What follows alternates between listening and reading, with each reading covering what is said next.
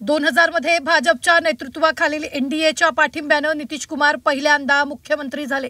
विधानसभेत बहुमत सिद्ध करण्यात अपयशी ठरल्यानंतर 7 दिवसांनी त्यांनी राजीनामा दिला.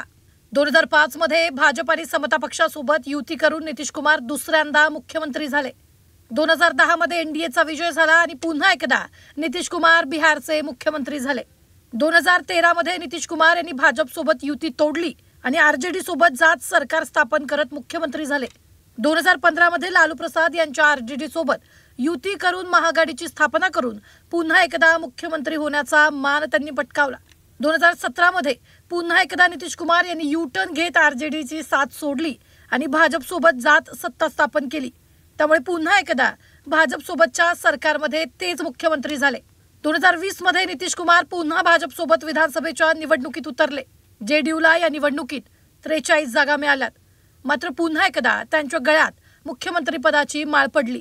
तर 2025 मध्ये नितीश कुमारच पुन्हा एकदा मुख्यमंत्री होणार का, याकडे आता लक्ष लागलंय.